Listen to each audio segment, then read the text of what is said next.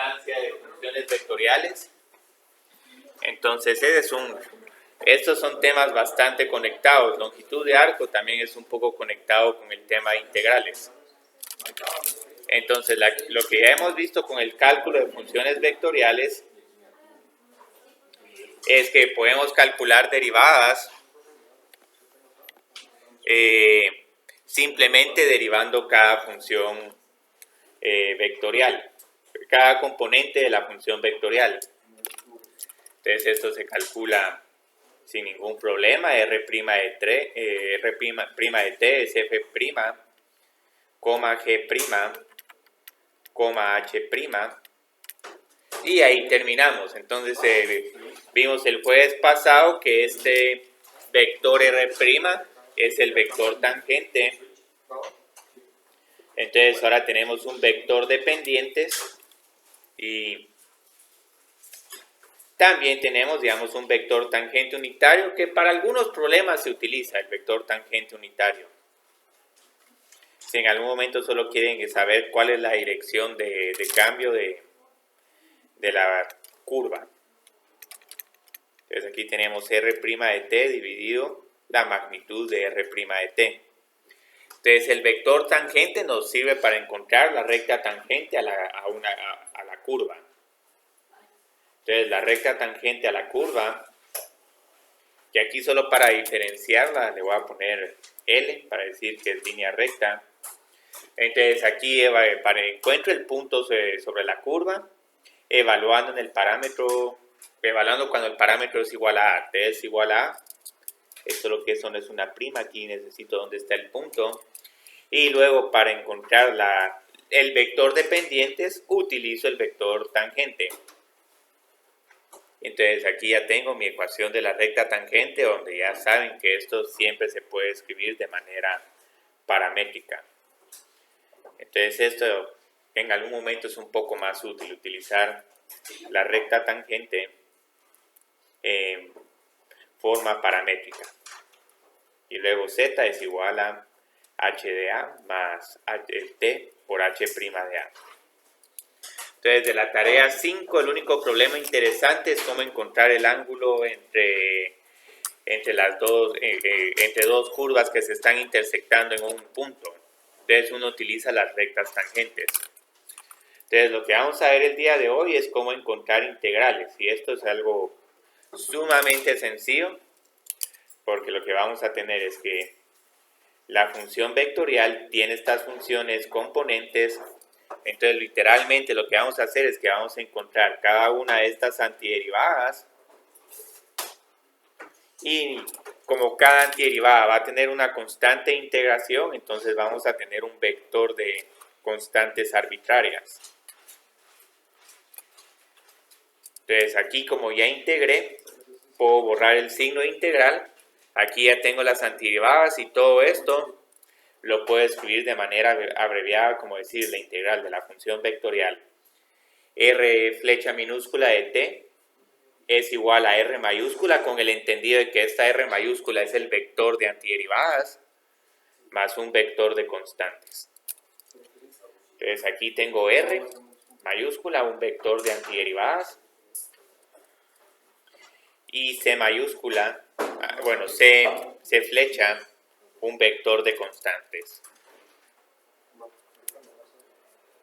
Entonces vamos a ir integrando esta función pedazo por pedazo. Si en algún momento tenemos que lidiar con una integral definida, también lo que vamos a tener que hacer es evaluar tres integrales definidas. Entonces integro la función vectorial desde t es igual a t es igual a b. Entonces lo que puedo hacer es, integro la función que está sobre el componente x. Ahí está. Entonces para hacer esto tengo que integrar f de t por dt, y lo único es que voy agregando aquí i, j y k solo para indicar de que esta respuesta me tiene que quedar un vector. Se me olvidó aquí poner de que también tengo que integrar de a a b. Entonces la j también la integro de a a b, j de t dt, y luego la k la integro pero como la función que tiene la componente z es h, aquí hago la integral h de t de t, desde t es igual a t es igual a b. Entonces ahora tenemos que lidiar con tres integrales. Entonces vamos a empezar a evaluar estas siguientes integrales. Estas no son tan complicadas. Y aquí lo único es que van a tener un poco de...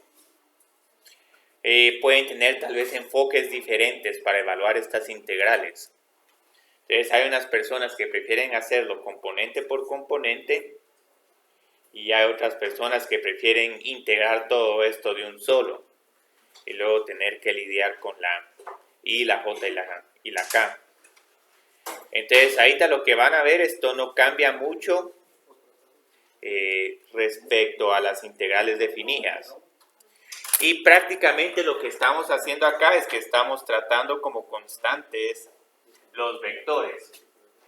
Entonces lo único que necesito hacer es integrar este 4 partido 1 más t al cuadrado y secante al cuadrado de pi por t dividido 4. Entonces, ¿cómo integro cada una de estas funciones? Hay una función que tiene como derivada 1 partido 1 más t al cuadrado. Ajá, el tangente inverso. Entonces, aquí tranquilamente escribo 4 por i, tangente inverso de t, y este lo evalúo desde t es igual a 0 a t es igual a 1. Y como pueden ver, el 4 y la i las traté como constantes. Entonces ahora tengo que integrar este secante al cuadrado. Sabemos que la integral de secante al cuadrado es tangente, pero aquí tengo que hacer un pequeño ajuste, porque como adentro del secante tengo pi por t dividido 4, que necesito, por cuál número necesito multiplicar para que me quede la antiderivada correcta. Aquí es más, digamos, aquí como el u es todo esto, du es igual a pi partido 4. Entonces acá necesito 4 partido pi. Y luego digamos que no se me olvide la k para decir de que estoy trabajando en la componente z. Ahora en este problema no hay componente j, entonces esta solo es una curva que está sobre el plano x, z. Entonces puede pasar eso. Entonces ya tenemos esto, entonces lo único que tengo que hacer ahora es evaluar cada uno de estos valores de tangente y tangente inverso. Entonces tangente inverso de 1 tengo que encontrar cuando tangente es igual a 1. Sí, no sé, ajá, eso nos pasa con 45 grados. Tangente inverso de 0 es 0, porque tangente de 0 es 0.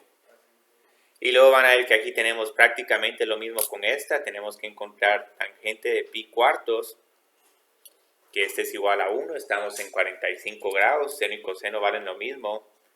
Y tangente de 0 es igual a 0. Entonces esto lo hice al margen solo para que no tener que escribir tantas veces tangente. Entonces pues llamémosle a este problema I1 y solo mantengamos la igualdad. Entonces esto va a ser igual a 4 por i por pi cuartos menos 0. Pero no voy a escribir el 0. Entonces ya encontré la primera integral definida. Y luego esta segunda va a ser igual a tangente inverso de... no, aquí es tangente de pi cuartos, es igual a 1. Entonces tengo k por 4 dividido pi. 1 menos 0, pero ese menos 0 ni lo voy a escribir. Entonces solo lo simplifico un poco la respuesta y a esto sería igual la integral definida. Si lo escriben con notación de vector de corchete, con los corchetes angulares tendrían pi, 0 y 4 dividido pi. Entonces aquí tranquilamente estas evaluaciones las pueden hacer al margen para no tener que escribir tanta notación. Entonces, así se evalúa una integral definida. La única complicación que puede haber acá es si en algún momento se les deja un problema de una integral donde tienen que, ¿cómo se llama? Tienen que hacer alguna sustitución trigonométrica o una integración por partes, pero eso solo es hacer el problema más difícil desde el punto de vista de la integración, pero desde el punto de vista como función vectorial, el problema no cambia para nada conceptualmente. Entonces, digamos, ahora tenemos este segundo problema, que ahora sí tengo que encontrar una integral indefinida. Entonces voy a tener dos constantes de integración. Y vamos, sí, dejemos este como el seno inverso. El seno inverso se utiliza un montón. Entonces, digamos aquí, ¿qué vamos a hacer? Vamos a integrar cada una de estas componente por función componente por función componente. Entonces, aquí en realidad tengo que hacer tres integrales. Entonces, como tienen que hacer tres integrales, esto limita a que realmente tengamos preguntas donde tengan que hacer técnicas de integración relativamente largas. Digamos, aquí podría poner uno de fracciones parciales, pero el problema se vuelve larguísimo. Entonces, con este tipo de integral, ¿qué miran? Aquí, digamos, tenemos un t al cuadrado y aquí tenemos una t. ¿Sí? Ajá, es con sustitución simple. No es necesario que la hagan. O sea, pueden de un solo poner e por t al cuadrado dividido 2 y eso lo tomo como correcto. Esta no me sirve de mucho. Me sirve más t al cuadrado porque no tengo la derivada de e a la t al cuadrado, pero sí tengo la derivada de t al cuadrado que es igual a 2t por dt. Entonces, como aquí me falta el 2, necesito dividir por 2, entonces tengo 1 medio e a la u de u, integro, y de un solo voy a reemplazar u por t al cuadrado, porque la integral de e a la u es e a la u. Entonces aquí la única dificultad es que voy a agregar una constante de integración. Ahorita le estoy poniendo C1, porque como tengo que hacer una segunda, entonces en la segunda me va a salir otra C, y a esa C le tengo que poner otro nombre porque es otra constante de integración. Entonces cuando esté integrando en Y, aquí el problema va a cambiar un poco. Entonces vamos a tener et dt. Entonces la derivada de este exponente no está aquí, pero sé que si derivo t me queda 1 y eventualmente me quedo con la integral de e a la t.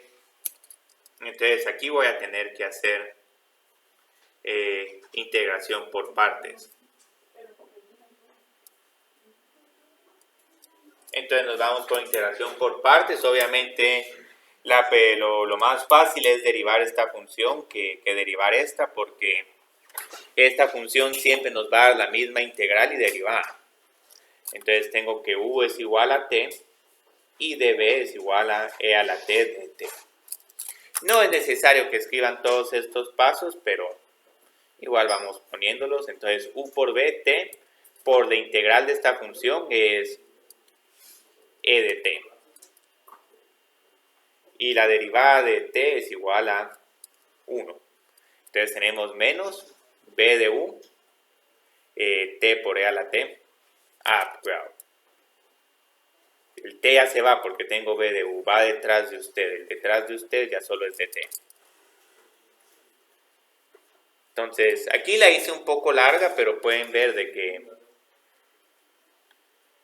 esto es lo más complicado. Tal vez si uno realmente quiere hacer algo un poco más interesante, tal vez 2 integraciones por partes, pero eso solo es una complejidad un tanto artificial.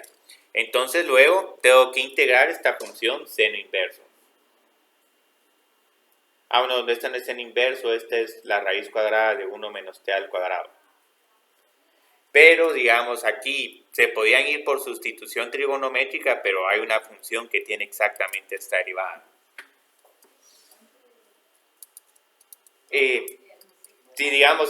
Aquí hagamos rápido una sustitución trigonométrica solo por ganas. ¿Sí? Hipotenusa de 1, el cateto opuesto sería t, y luego el cateto adyacente es la raíz cuadrada de 1 menos t al cuadrado.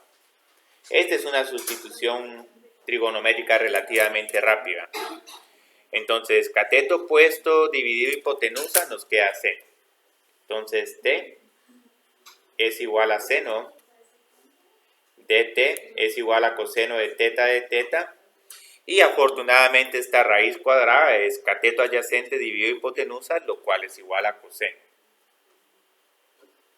Entonces esto es completamente innecesario, ya se les había dicho la respuesta, pero digamos, si quieren hacer esta con sustitución trigonométrica todavía se puede hacer bien. Entonces aquí tengo coseno en el denominador, en el numerador tendría coseno de teta por d teta, y como pueden ver, es de esperarse que todo se cancele, nos queda teta más C3, pero aquí a qué es igual teta. Seno inverso, aunque el coseno inverso no es del todo incorrecto. Si ponen menos coseno inverso, esa respuesta también es correcta, porque la derivada de coseno inverso es menos 1 partido la raíz cuadrada de 1 menos t al cuadrado.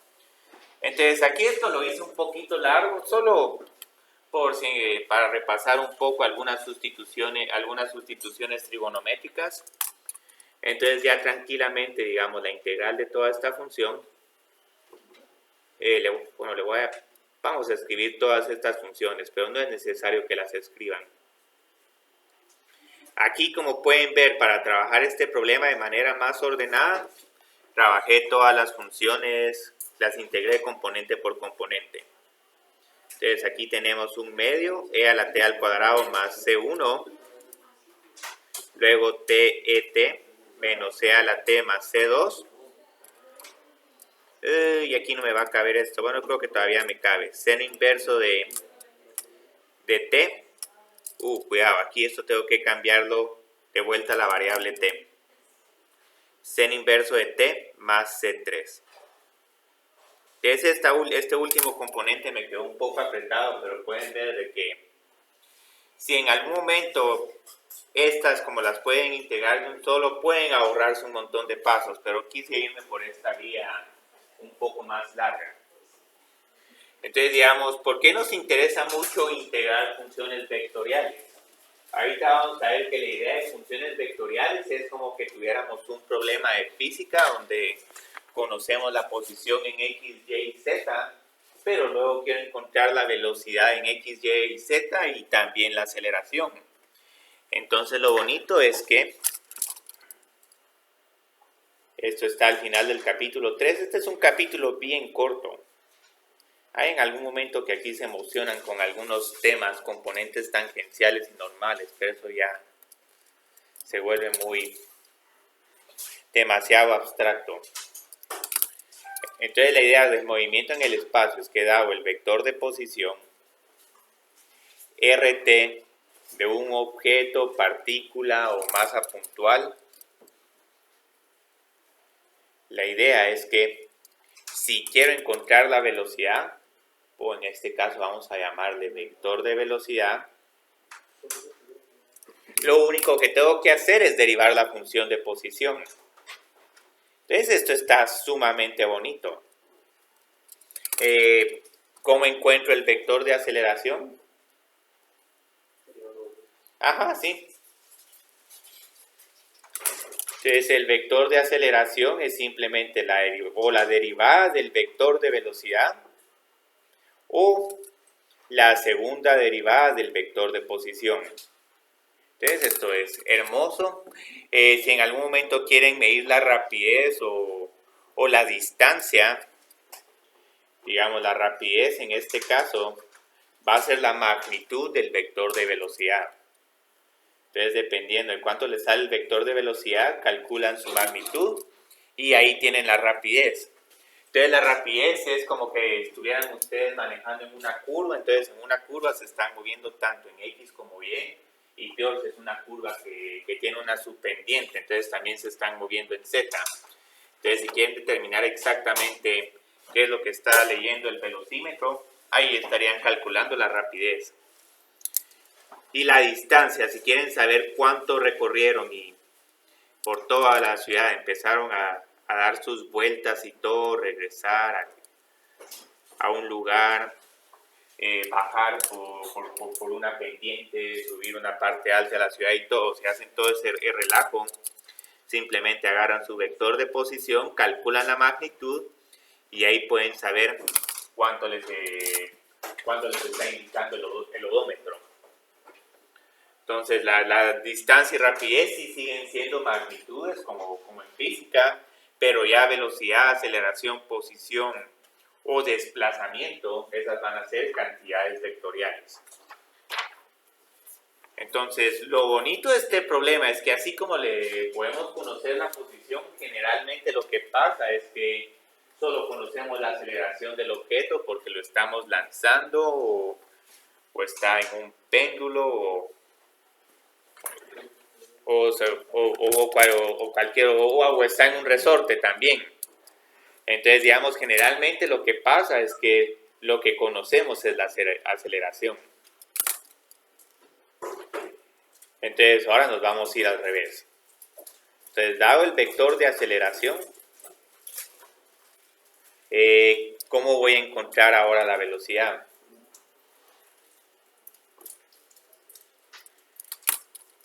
Si la aceleración es la derivada de la velocidad, ahora lo que voy a tener que hacer para encontrar mi vector de velocidad es integrar la aceleración. Y ahí también va a quedar como una integral indefinida, entonces digamos vamos a tener este vector de constantes que lo vamos a tener que encontrar. Y digamos aquí, si ya tengo la velocidad, ¿cómo encuentro el desplazamiento o posición?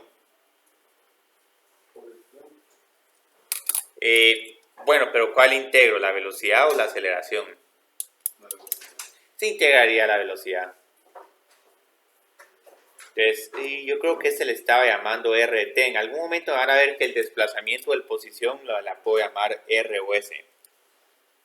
Entonces, aquí tranquilamente integramos la velocidad, le agregamos otra constante de integración. Entonces, como estas dos son un poco diferentes, voy a llamarla una C1 y C2. Entonces, aquí con estos problemas siempre necesitamos información adicional.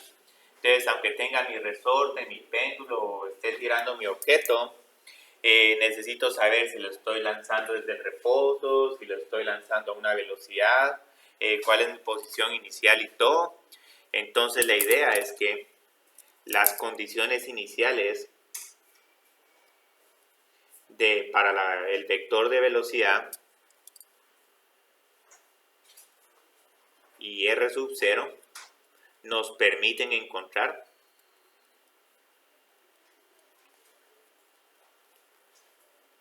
el valor de C1 y de C2.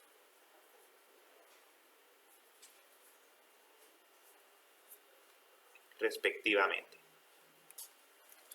Entonces, en algún momento en estos problemas varias condiciones iniciales van a tener componentes que son iguales a 0, porque generalmente, digamos, solo en una dimensión es donde ocurre el comportamiento más interesante. Entonces, no se sorprendan, bueno, si tengo aquí el lapicero, el resto de posiciones en X y Y serían 0. A menos que me quiera poner a detalle y decir, no, el origen está donde está Gustavo, entonces ahí ya tengo una diferente X y una diferente Y. Pero eso no va a afectar mucho el sistema. Entonces ahorita lo que vamos a hacer es que primero vamos a encontrar una velocidad de aceleración dada una posición y después vamos a encontrar la posición del objeto dado un vector de aceleración. Entonces vamos a hacer los dos problemas y vamos a ver en qué terminan. Aquí en algún momento hasta podemos trabajar el movimiento parabólico. Entonces encuentre la velocidad, aceleración y rapidez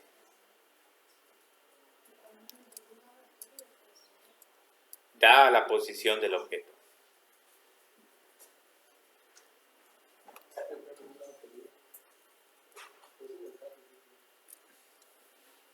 Entonces lo que vamos a tener es esta función de posición.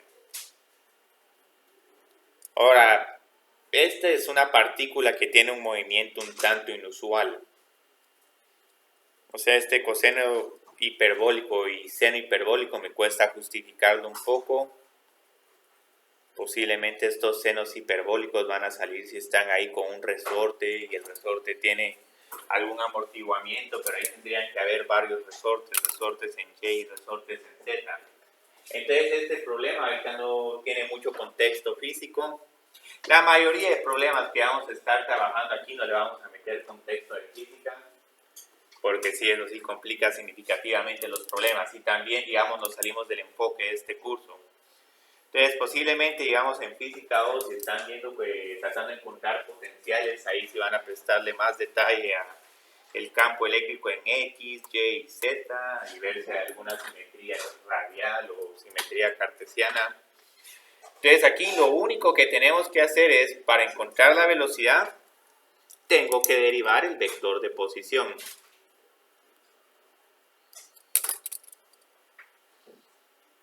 Entonces, la derivada de la velocidad de la posición nos da la velocidad. Entonces, lo único que tengo que hacer es derivar aquí esta t. Entonces, me queda i.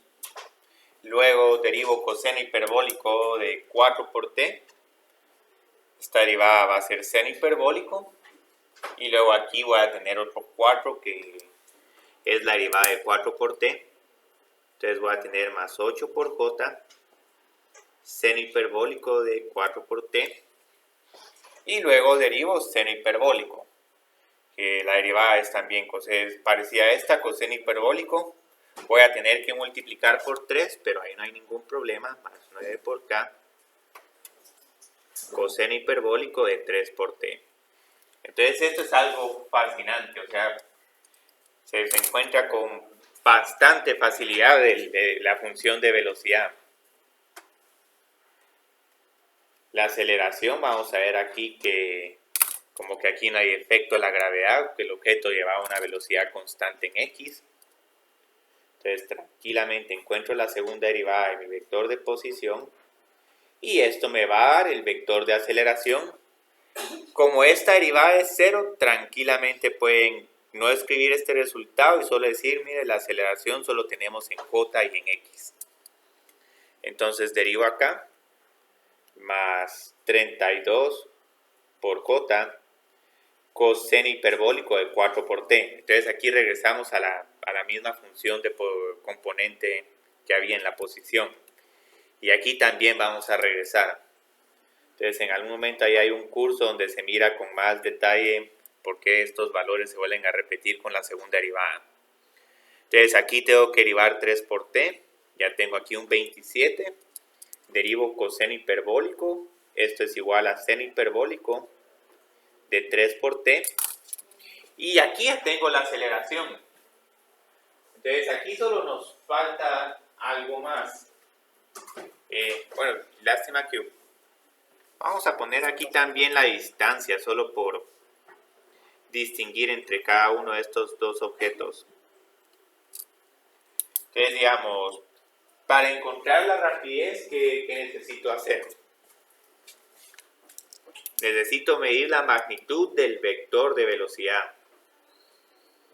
Ahora, en muchos de estos problemas no va a tener tanta gracia calcular la rapidez. Tal vez este problema tiene más gracia si decimos, bueno, el tiempo tanto a qué es igual la rapidez. Pero aquí lo que hacemos literalmente es que calculamos la magnitud de este vector y cada una de estas funciones la vamos a elevar al cuadrado. Entonces no se sorprendan, digamos que aquí la rapidez simplemente sea 1 al cuadrado más todo esto al cuadrado, que es igual a 64 seno hiperbólico al cuadrado de 4 por t más 81 coseno hiperbólico al cuadrado de 3 por t. Entonces esto, digamos, quedó así porque no hay tanta gracia en este problema. Entonces ahí te digamos, la tarea 6 también va a ser relativamente corta. Y esa la vamos a hacer corta solo por por cuestiones de logística que vamos a tener ahorita para el examen parcial. Entonces la distancia es la magnitud del vector de posición. Aquí nos queda un relajo, pero es que obviamente ese es un problema con funciones complicadas. T al cuadrado más 4 por coseno hiperbólico de 4 por t, y más, yo creo que aquí tengo 9, seno hiperbólico al cuadrado de 3 por t. Posiblemente este problema se pone más bonito si estamos moviéndonos alrededor de una espiral, o que eso pasaría si estuviéramos en un péndulo. Entonces puede que en algún momento podamos utilizar la identidad trigonométrica para simplificar un poco esta expresión. Entonces, digamos, prácticamente lo que vamos a tener ahorita con la tarea 6 es problemas de integrales de funciones vectoriales. Y el último tema que va a venir en el examen, que se va a ser incluido en el examen, que ya va a ser el capítulo 14, funciones en varias variables.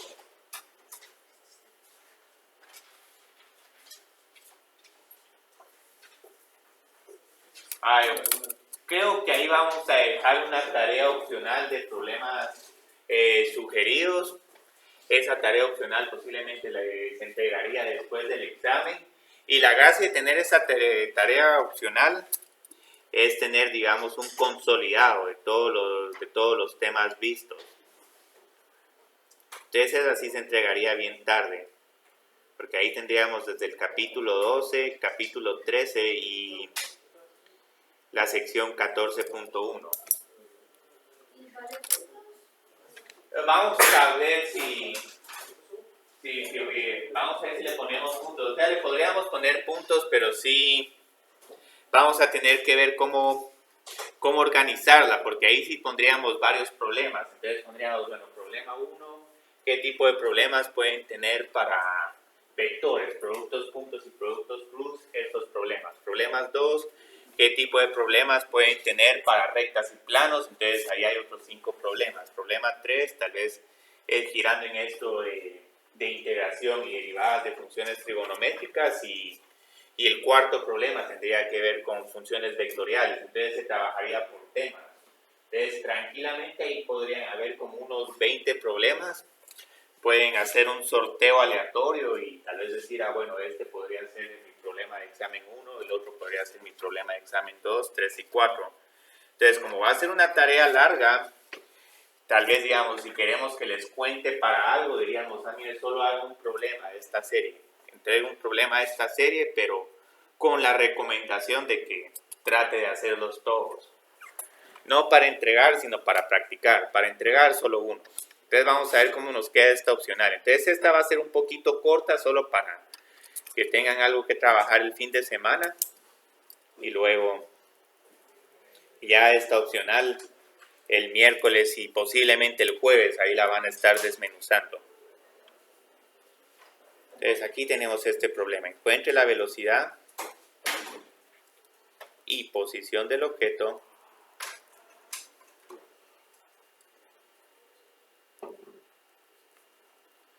dada A de t y las condiciones iniciales. Entonces este es el problema más interesante, por mucho, ahorita van a ver. Y digamos, la parte de integración es sumamente sencilla. Lo que es un poco complicado es tener que andar encontrando la C1, C2 y C3.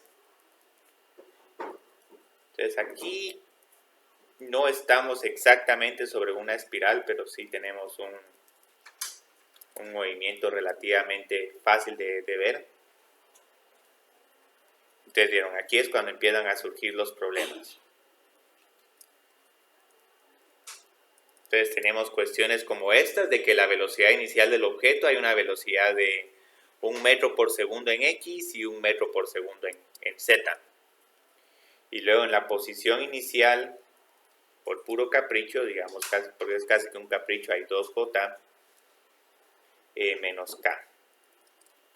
Entonces aquí, como les decía, no todas las I, J y K van a tener algún movimiento, van a estar prácticamente en cero. Entonces la gracia aquí es obtener la velocidad integrando la función de aceleración.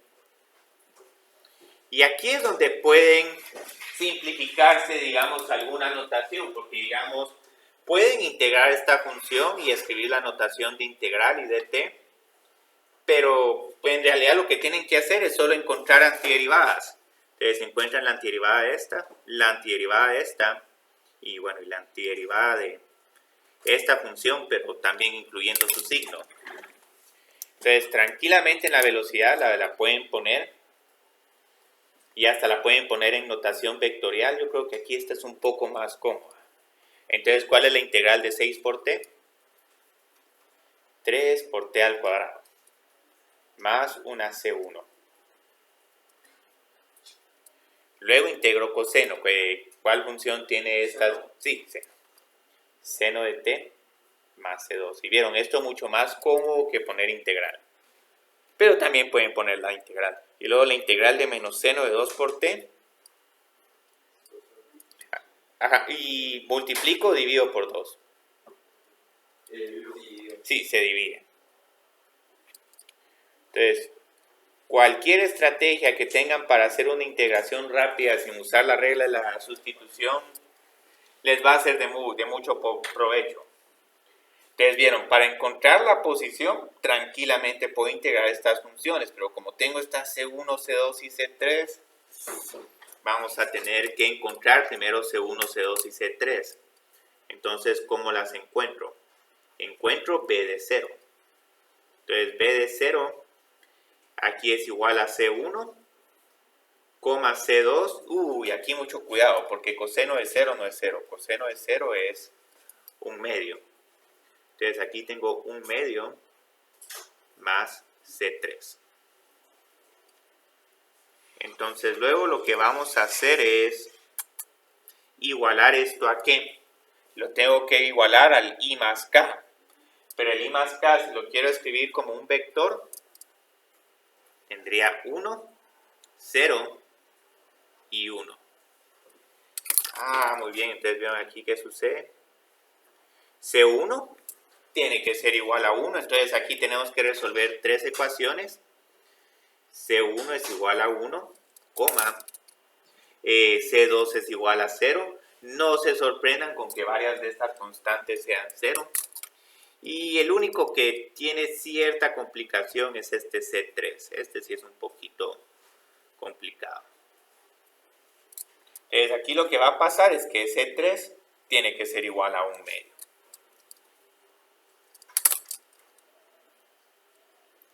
Entonces, pongamos aquí solo para no volver a escribir la velocidad 1, 0 y un medio. Y entonces ya vamos a integrar la función de velocidad, pero no poniéndose 1 por t, sino t, 0 y un medio por t. Entonces ahora vámonos con la posición. Entonces la posición aquí sería igual,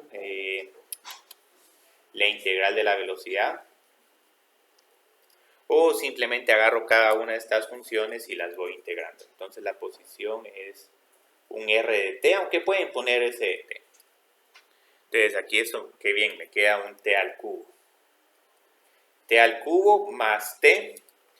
Pero otra vez ahora gano otra constante de integración. Pueden llamarla C1 o si quieren pueden ponerle nombres de 1 solo para decirme estas son otras constantes.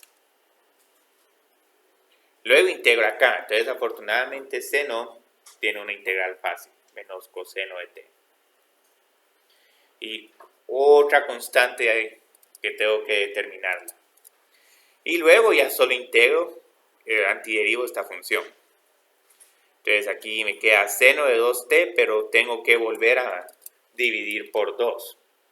Entonces tengo un cuarto seno de 2 por t, más este t dividido 2, más de 3.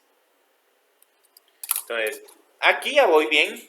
Pueden ver que este problema es fácil, pero es un poquito más largo que el de derivar. Entonces, ahora es cuando utilizo esta condición inicial para encontrar D1, D2 y D3. Entonces, ¿qué sucede si evalúo mi función de posición en t es igual a 0, 0, 0, D1? Como les decía, no se sorprendan que se vayan varias cosas, pasa Aquí tengo menos 1 más D2. Y ahí llegué. Y qué bien, aquí tengo 0, 0 y D3. Entonces, todo esto es igual a... Aquí no empezaría con 2, empiezo con 0, porque el J va en la segunda, es el segundo componente de este vector. Entonces, vieron, otra vez, voy igualando componente por componente, y así es como voy encontrando cada una de estas constantes. Y a pesar de que esos problemas son más largos que rectas y planos, son más bonitos porque, digamos, todos los pasos están bien estructurados, todos los problemas se trabajan prácticamente de la misma forma. Entonces, digamos, aquí D2 me queda igual a 3, para no escribir el entonces. Y luego D3 me queda igual a menos 1. Entonces, aquí finalmente ya tengo la posición. Esta sí la voy a escribir porque porque ya es la respuesta final. T al cubo más T, nítido, aquí tenemos un 0. 3 menos coseno de T, esto se mira un poco más bonito que menos coseno de T más 3. Y este es el único que se mira un poco feo por las fracciones, pero es relativamente fácil de trabajar. Entonces, ya vieron, aquí ya tenemos la posición. Podemos hacer otro de estos problemas y después podemos ver un último tema que tiene que ver. ¿Sí? ¿Qué pasó?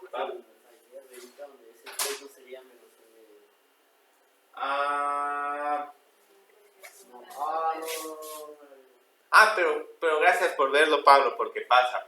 O sea, no se sorprendan que en algún momento, digamos, estoy trabajando un problema y hay un problema de signo que se acarrea desde saber cuándo y después tenemos que regresar. Incluso así me ha pasado con profesores de Estados Unidos y con ellos es peor porque les encanta escribir en esos 3 pizarrones que uno los va levantando y bajando. Entonces no borran nada, empiezan el primer pizarrón, pues ya en el último pizarrón llegan al resultado, pero como que hay un signo o una constante un poco mal. Entonces la persona se regresa, el error no está en el tercer pizarrón, levanta el tercer pizarrón, vuelve a ver en el segundo, tampoco hay, entonces vuelve a levantar el segundo pizarrón y hasta en el primero, en una parte completamente inesperada. Sí, ve, ahí está el error. Porque esta es la única complicación acá, digamos, la contabilidad de los signos. Y aquí sí, digamos, a diferencia de rectas y planos, aquí sí tiene que haber una respuesta única. No nos podemos aprovechar de que son paralelos o algo. Aquí sí no hay ese tipo de temas. Aunque tal vez en algún momento podemos preguntar de que encuentren una recta tangente y si en algún momento pueden estar las dos partículas moviéndose de manera paralela. Pero si es ahí, tiene que ser un poco ficticio ese problema. Entonces, digamos, aquí tenemos esta función de aceleración. 8t por t al cuadrado por seno de 2t. Yo creo que este seno de 2t ya lo hemos trabajado mucho. Trabajemos c a la t partido 2. Solo para variar un poco. Entonces aquí obviamente les tengo que dar una velocidad inicial. Aquí prácticamente lo que les estoy diciendo es que este objeto está en reposo en las 3 direcciones.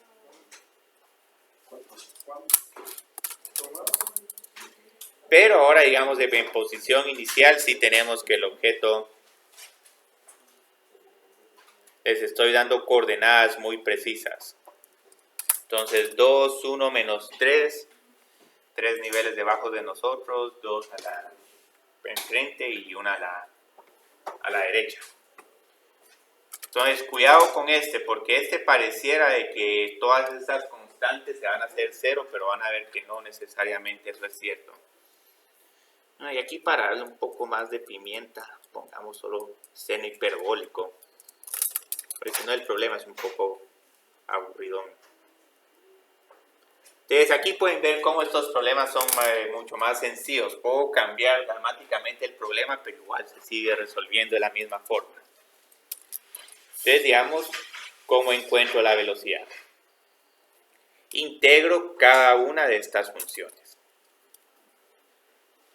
Y yo creo que para estos problemas es más bonito ponerlo con corchetes angulares que con I, J y K.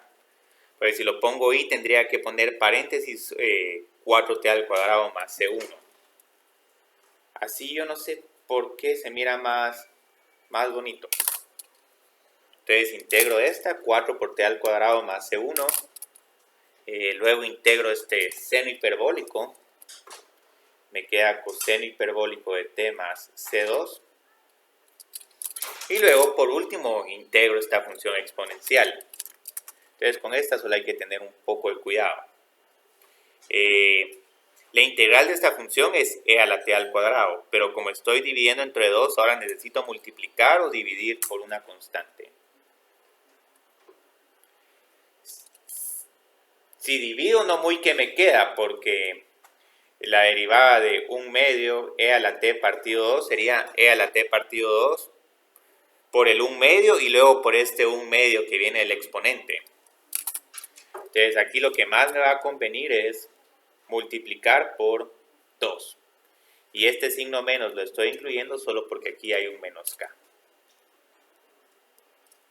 Ustedes vieron qué interesante. Ahorita está la tentación de que digamos que C1, C2 y C3 es igual a 0 porque el objeto está en reposo, pero igual siempre, aunque sea de oficio, una formalidad, vamos a tener que encontrar nuestra velocidad en t es igual a 0. Entonces aquí tengo C1. 1 más C2, este 1 más C2 nos va a estropear un poco nuestro cálculo, pero igual son sistemas fáciles de resolver. Y luego menos 2 más C3. Y todo esto es igual al vector 0, 0, 0. Entonces, digamos, aquí a qué es igual C1. Es 0. El C2 a qué sería igual. Menos 1 y tranquilamente ya pueden resolver estos sistemas. No es necesario que pongan todos los pasos. Y el C3 a 2. Entonces ya tenemos nuestra función de velocidad determinada de manera completamente 4 por t al cuadrado coseno hiperbólico de t menos 1, menos 2 e a la t al cuadrado más 2. Entonces ahora integremos una vez más esta función y obtenemos nuestra posición o desplazamiento. ¿Vieron esto? No es tan complicado. Bueno, aquí va a haber un 4 tercios de t al cubo, pero no es tan complicado. Coseno hiperbólico ahora se va a volver seno hiperbólico. Seno hiperbólico de t menos t más C2. Y este sí se me puso un poco, sí va a estar un poco largo este. Entonces este voy a tener un e a la t dividido 2 por otro 2. Entonces voy a tener menos 4 e a la t partido 2 más 2 por t más C3. Entonces aquí lo único feo fue que estas dos están un poco más largo de lo necesario. Entonces, ok, ya las antiderivé. Ahora sí voy a tener que usar esta condición inicial.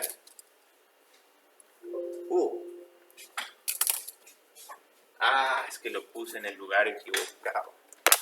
No sé por qué ese tomacorrientes no funciona. Por lo menos aquí hay una pequeña pausa. Ok.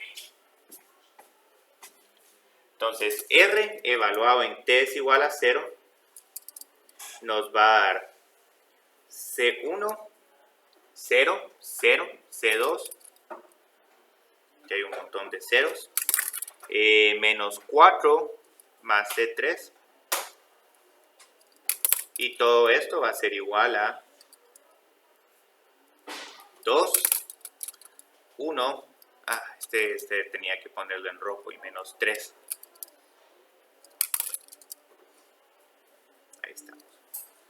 Entonces ya solo voy igualando cada una de estas y bueno, aquí me quedó perfecto para C1 y C2. El C3 es el único donde tengo que hacer un poco de trabajo. C3 en este caso es igual a menos 3 más 4 es igual a 1. Y aquí tranquilamente podemos ver a qué es igual C1 y a qué es igual a qué es igual C2. Entonces ya escribamos solo nuestra posición final. 4 tercios t al cubo más 2, coma, seno hiperbólico de t menos t más 1 y coma, menos 4 e a la t dividido 2 más 2 por t más 1. Sí, yo creo que ahí todo ya estaría bien, sí. Y solo voy a cerrar aquí mi corchete angular. Ustedes vieron, estos problemas son bien bonitos. Prácticamente no hay más que ver acá, a menos que queramos ver una aplicación puntual de física. Entonces aquí, digamos, solo de este capítulo nos queda pendiente un tema más, que ese es otro tema sencillo, lo único es que sí requiere de mucha álgebra. Entonces, digamos, ahorita solo vamos a recordarnos cómo se puede medir la longitud de una curva. Entonces, afortunadamente, con la longitud de una curva vamos a poder usar la ecuación que teníamos en cálculo integral con ecuaciones paramétricas, integrar la raíz cuadrada de x' al cuadrado más t' al cuadrado. Y si tenemos una tercera dimensión, entonces agregarle el z' al cuadrado. Entonces, aquí ya más que cubierto tenemos este capítulo. Por ahí hay unos temas un poco sofisticados como vectores normales, planos osculantes, componentes tangenciales y normales de la posición de un objeto, pero ya nos estamos metiendo demasiado a detalles y no todos llevan física, entonces ¿para qué meternos más ahí a detalles? Bueno, y también está el tema de curvatura, pero ahí afortunadamente curvatura no lo necesitan mucho en ninguna de las dos carreras. Entonces, ahí está, sí. ¿Por qué ahí lo evalúan en cero? Solo porque estoy diciendo tiempo cero. Generalmente en los problemas de física uno dice, bueno, el objeto inicialmente está en reposo o en tal posición o en una posición de equilibrio. Entonces, digamos, tranquilamente les podría decir la posición en t es igual a 1 o en t es igual a 2, pero eso no tiene mucho sentido físico porque ahí ya se estaría moviendo el objeto, y la idea de todos estos problemas es que uno pueda predecir la posición y velocidad del objeto sin que se esté moviendo antes de moverse. Pero digamos, ahí no nos saldría lo mismo si lo vemos en uno. Sale diferente. Si aquí en t es igual a 1, tenemos que esta posición de 2i más j menos 3k, aquí tendríamos 4 tercios más c1, seno hiperbólico de 1 menos 1 más c2 y menos 4e a la 1 medio más 2 más c3. Entonces ahí te quedan unas constantes c1, c2 y c3 completamente diferentes. Entonces ahí sí costaría. Hay veces que se pueden poner esos tiempos diferentes de cero si uno conoce cómo va a terminar el objeto. Digamos, si están teniendo una colisión. Con una colisión uno puede decir, bueno, ya sé qué va a pasar al final. Entonces utilizo eso para encontrar C1, C2 y C3. Entonces ahí, digamos, vamos a regresar. Yo creo que este era el capítulo 10.4 de cálculo integral, que teníamos las ecuaciones paramétricas de una curva en el plano.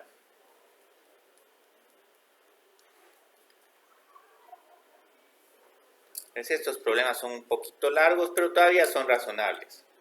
Entonces tenemos que x es igual a f de t y y es igual a g de t. Entonces la gracia de esto es que queríamos encontrar qué tan larga es una curva en el plano, con la idea de que si tenemos ecuaciones paramétricas, la curva en el plano puede tener estos movimientos bien interesantes que no necesariamente pueden ser representados por una función. Entonces nosotros lo que hacíamos para encontrar la longitud de esta curva o longitud de arco era decir, bueno, ¿en dónde empieza esta curva? Esta curva empieza en t es igual a a. ¿En dónde termina esta curva? En t es igual a b. Entonces tranquilamente lo que hacíamos es que integrábamos de a a b x' al cuadrado más y' al cuadrado por dt. Teníamos una expresión también para coordenadas polares, pero ahorita por el momento no vamos a estar hablando mucho de coordenadas polares. Ya con el tema de integrales vamos a entrar a ese tema. Entonces lo interesante es que esta misma expresión la podemos utilizar para determinar la longitud de una curva en el espacio. Donde esta curva en el espacio ahora va a estar dada por 3 funciones componentes. Entonces ya en el espacio podemos tener estos como resortes. Esta curva me salió bonita, pero no sé exactamente cuál sería su ecuación.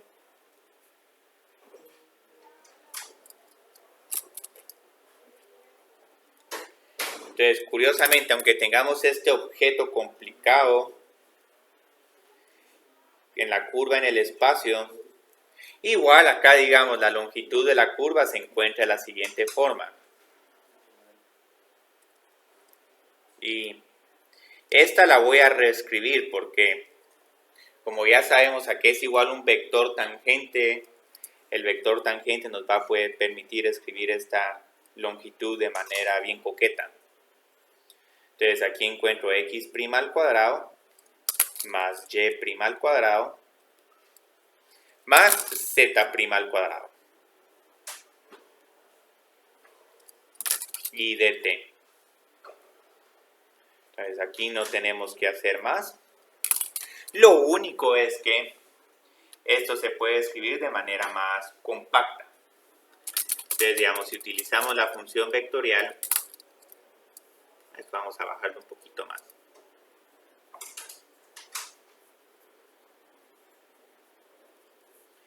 R flecha es igual a f, g y h, que esto es como decir x, y, z.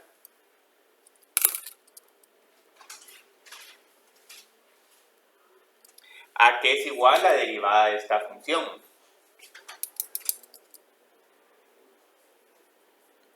X', y z'. ¿Cuál es la magnitud de este vector?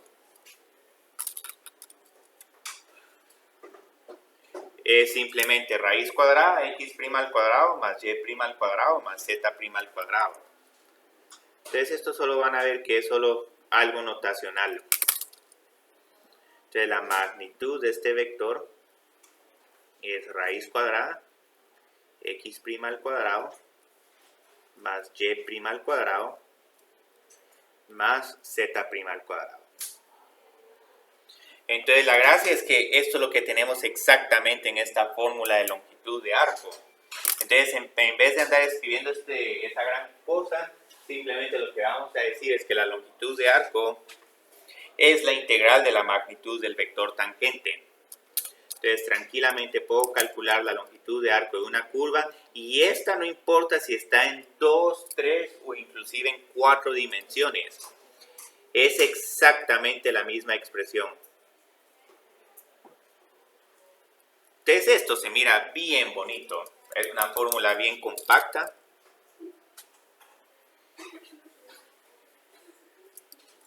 Entonces aquí solo integre la magnitud del vector tangente. Creo que nos queda tiempo para uno de estos problemas. Pero es solo para cerrar el tema de integración.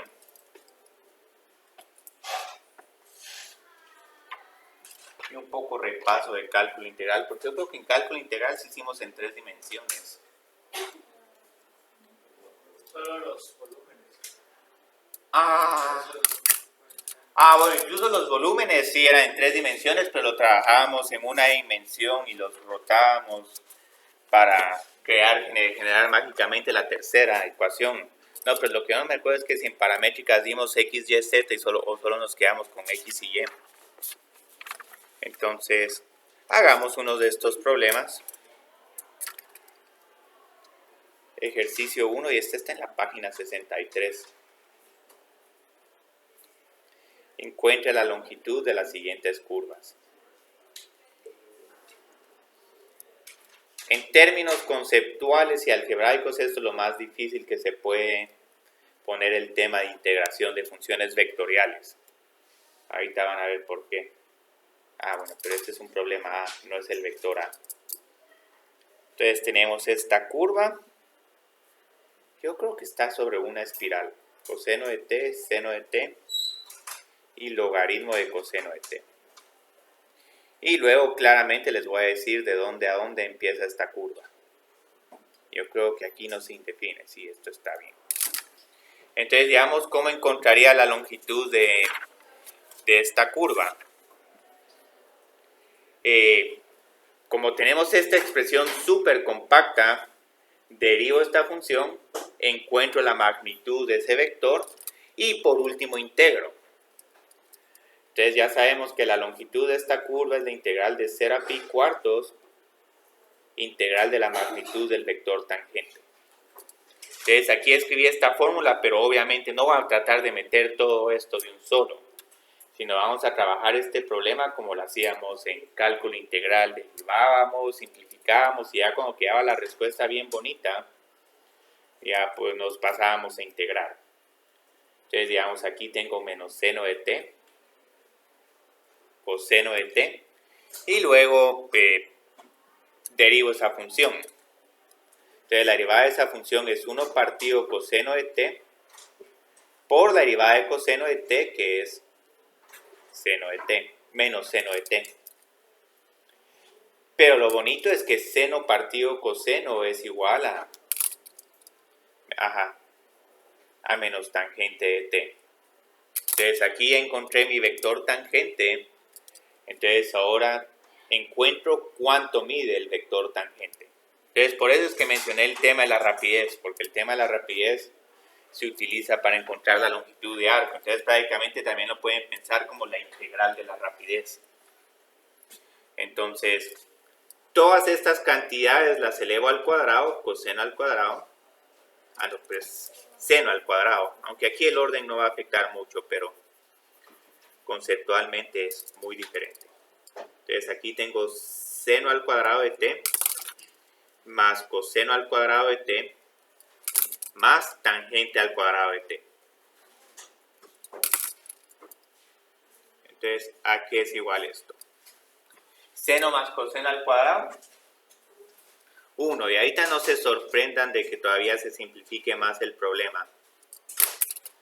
1 más tangente al cuadrado de t también es igual a otra función trigonométrica. Sí, secante al cuadrado. Entonces aquí tengo la raíz cuadrada de secante al cuadrado. Y lo más bonito de este problema es el uso de las integrales trigonométricas y la integral de secante. Entonces, qué bien, entonces la rapidez de esta función es solo secante de t.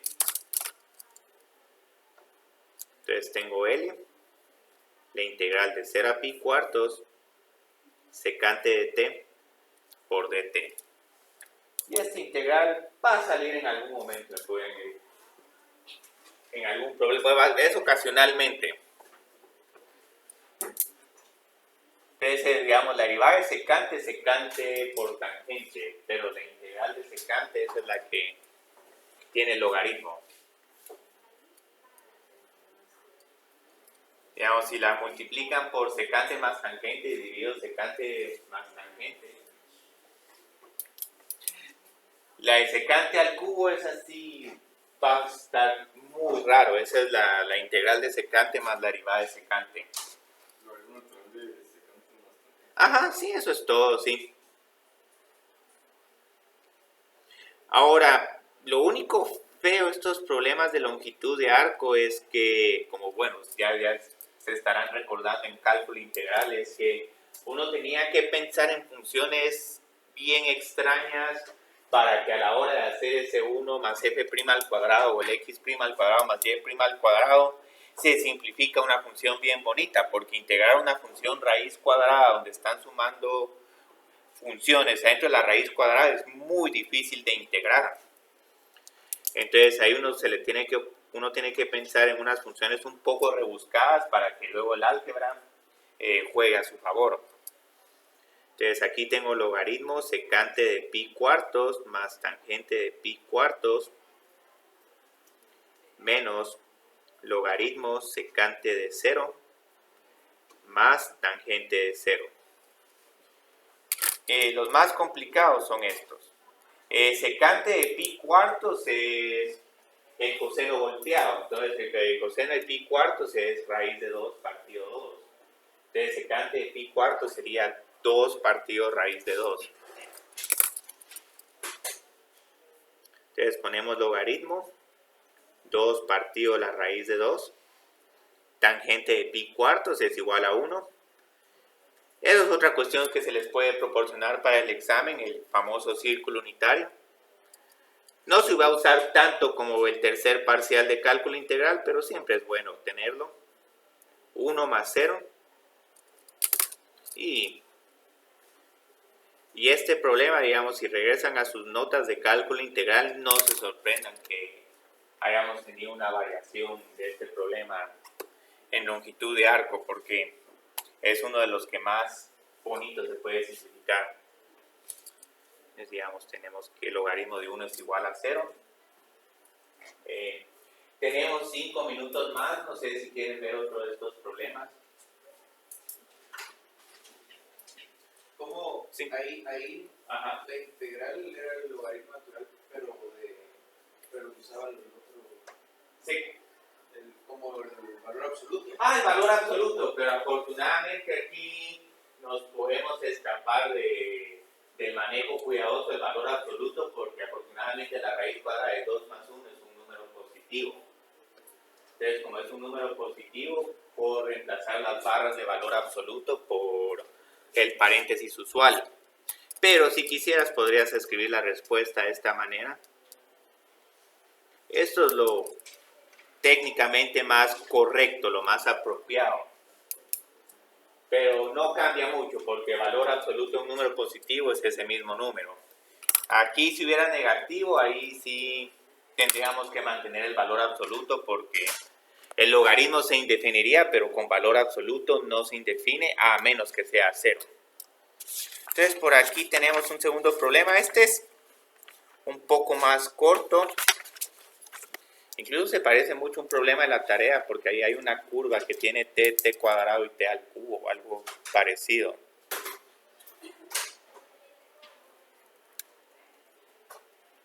Y aquí los problemas tienen que ser relativamente sencillos. Incluso van a ver que lo más difícil no es integrar, sino es cómo escribir la magnitud de R'. Y aquí me faltó el 12 por t, si no este problema no funciona. Y sí, 12 por t, me falta 12 por t y yo creo que... Vamos a ver acá qué más me falta. Y es un 3t cuadrado. No, aquí ya vi qué pasó, es que estaba escribiendo la derivada. Y este lo tenemos también en el libro. 8t 3 medios y 3t cuadrado. Ahí estamos. Entonces, aquí lo que hay que hacer es que hay que derivar esta función. 12, 8 por 3 medios, nos queda 24 medios, o 12, 12t medios, y luego 6 por t. Entonces, si conocen que 12 al cuadrado es 144, está bien, pero aquí va a haber la primera trampa. como estamos calculando magnitudes, si tengo un vector multiplicado por una constante, la magnitud de ese vector va a ser esa constante por el vector. Entonces esto solo lo estoy haciendo para no tener que trabajar con esos 144. Entonces esto es una primera simplificación. Entonces ahora calculo la magnitud de este vector tangente. Entonces, como les decía, este 6 es un número positivo, entonces tranquilamente lo pongo enfrente de la raíz cuadrada. Y voy elevando cada una de estas funciones al cuadrado, donde en este caso tanto el 2 como el t medios tienen que ser elevados al cuadrado. 4 más 4 por t y más t al cuadrado. Y esta función se mira como una pesadilla de integrar, porque como no tenemos un dt afuera de 2t más 4, 2 por t más 4 o algo así, inicialmente se mira imposible de integrar. Pero ¿qué miran como de bonito con esta función? Sí, es un cuadrado perfecto. Esto es 6 por... Ajá. Entonces, por eso es que estas funciones son tan raras. Entonces ya digamos la longitud de arco de nuestra curva, hasta se nos olvidó poner en dónde empieza y en dónde termina. Pongamos de 0 a 1, no hay necesidad de poner números tan grandes. Entonces ya la longitud de arco de esta curva es 6 por t más 12. Y aquí es cuando el problema se vuelve una broma, pero es que la gran recompensa estuvo en este cuadrado perfecto y también ayudó a sacar este 6. Porque si no hubieran sacado este 6, aquí hubieran tenido 144 más 144 por t más 36 por t al cuadrado. Y ahí sí cuesta ver más el cuadrado perfecto. Entonces la integral de 6 por t es 3 por t al cuadrado. La integral de 12 es 12 por t. Afortunadamente ambas de estas funciones se hacen 0 en t es igual a 0. Entonces ya nos queda una respuesta bien bonita. Pero ahorita digamos, sí vimos un montón de temas, pero todos están conectados. No son temas conceptualmente difíciles. Son temas que complementan todo lo que habíamos visto en cálculo integral. Entonces pueden ver que si están trabajando con funciones